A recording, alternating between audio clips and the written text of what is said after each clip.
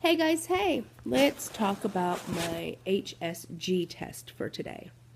Um, so it was in radiology. The first thing I had to go do was take a pregnancy test. That's mandatory because obviously they don't want to be going into the cervix if you're actually pregnant. So, excuse me. What I had done today was called a Hysterosalpingogram. And I'm sorry for the lighting. I'm actually laying here on the couch. I still feel really terrible, and I just want to be underneath the warm blanket. So, let's talk about my Hysterosalpingogram. So, the first thing I had to go do was go take a pregnancy test. Obviously, that was negative. That's why we're there. And then they bring you into the X-ray kind of machine looking room. You've got a table, you've got a bunch of sheets, you've got some stirrups, you've got a ton of, there were 3 other ladies in there besides the doctor. So the first thing they do is, they have you get undressed. The things you need to be prepared for is that you are not allowed to have sex up to a week prior. You can't bring any jewelry, no valuables. You have to bring pain medication.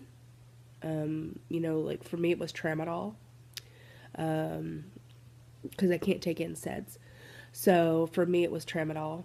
You take your pain medication, whatever it is, an hour before, and then they tell you to take it afterwards as well for discomfort. So another thing is that if you're spotting at all, because I'll get to that too. If you're spotting, they have to reschedule it. So they want you to be completely clean down there and everything else. So the way this works is that about on the first day of your period, you go and you get your, you call the radiology department, and then they schedule you between 7 and 10 days of your cycle. So mine was today, obviously. Mine was the 10th day was today.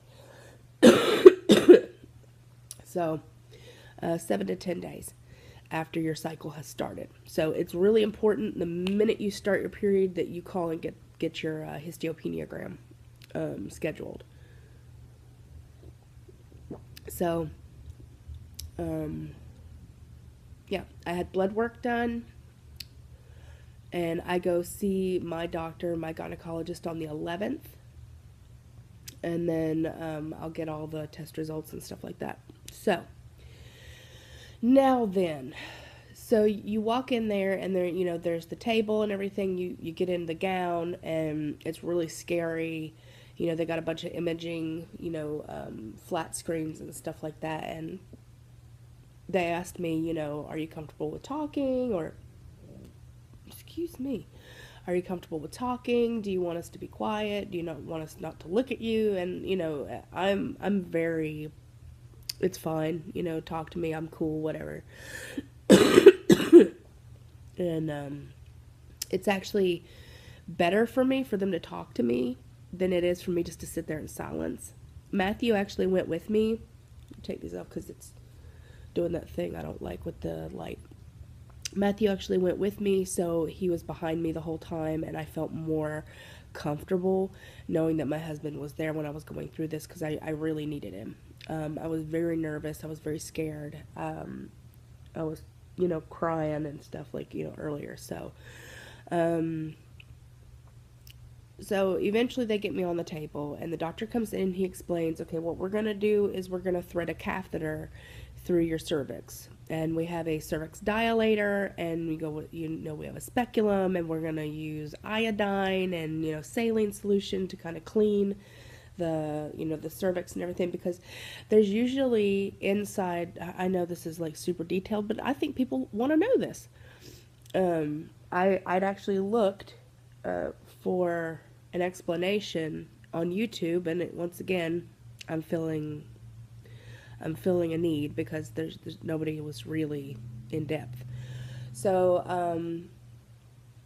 they use a contrast dye So the things that you're going to see them, pull out is there's going to be saline, there's going to be contrast dye, there's going to be iodine. So the inside of your vaginal area has bacteria in it naturally. So they want to clean all that before they push anything into your cervix so they don't push any bacteria up inside you. So they have me get on the table. They have me pull myself all the way down to where my ass is literally like on the edge of the table, and the doctor, of course, is on the other side, and my legs in the stirrups.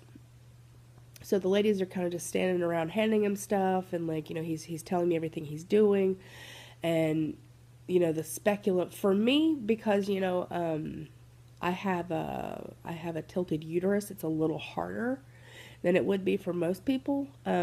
So he had to kind of fiddle around in there. Now, I don't mean to sound weird or anything, but he had to like finagle the speculum in a way to where he could see my cervix. Not only that, but like the more heavy set you are, the more pressure there is on the walls of your vaginal area. So it's not as clear as if you were not as thin. So one thing, he was like, it looks like you've had some major weight loss. And I was like, yeah. He was like, that's awesome. How much have you lost? I told him. And he was like, wow, you should be super proud of yourself. And I was like, I'd like to have this conversation when you're not in between my legs. So, I always turn to trying to be funny. That's what I do. Coffee. So, with that being said, the first thing he did was put in the speculum. The second thing he did was he wiped down the inside of my cervix, the outside of my cervix and the surrounding area with iodine swabs. That was uncomfortable. It just felt weird. Didn't hurt. The next thing he did was use a small, like, probably about that long, because most of us are about 7 inches, like the passage, and it's a dilator, and it just helps make it a little open, make it a little bigger so the tube can be threaded in there, because sometimes the cervix opening is really tight. So that's what he did.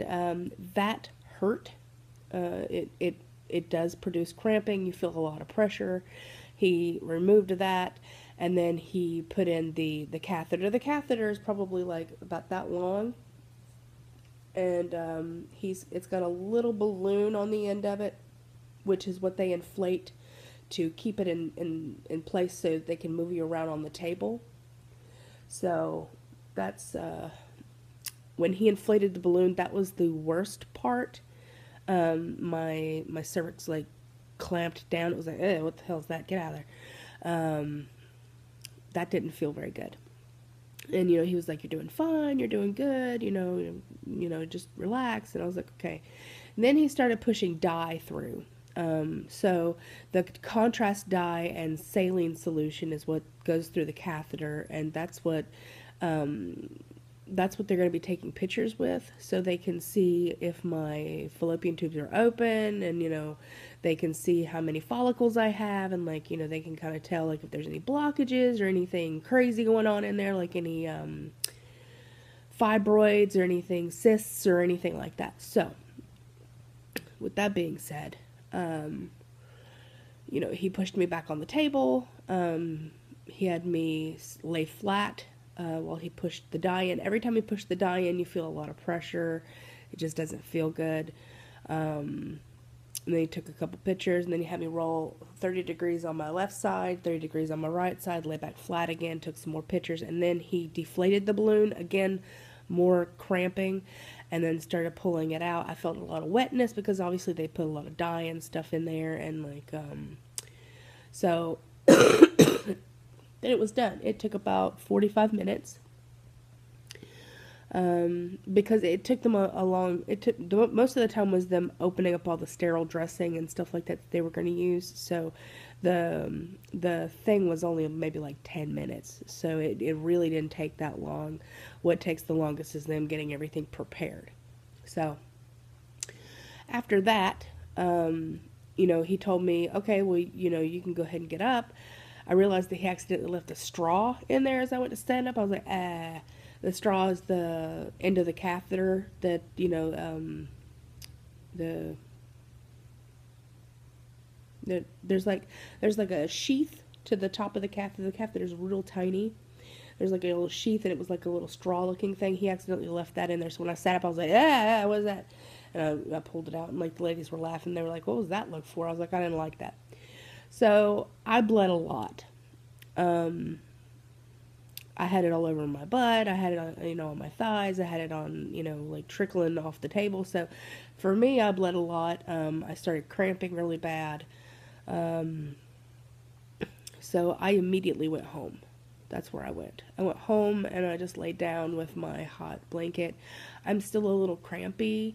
I typically just don't feel good. I think it's mostly because of my cold more than anything else.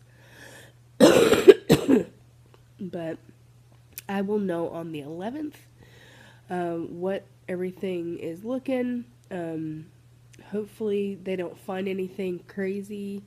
Hopefully, it's a hormone thing and something that I can fix. I don't know.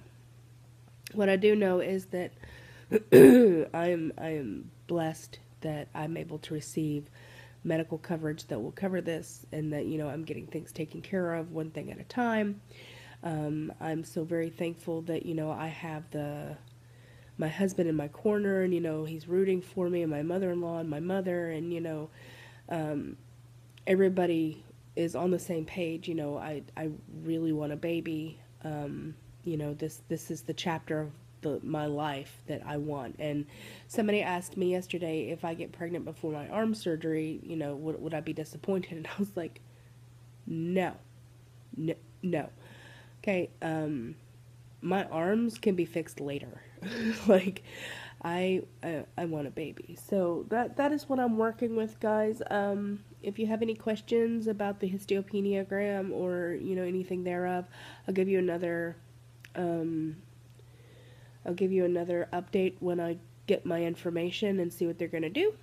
I love your beautiful, gorgeous faces. I hope you guys are having a great day. Sorry about the lighting again, but it doesn't make my information any less relevant.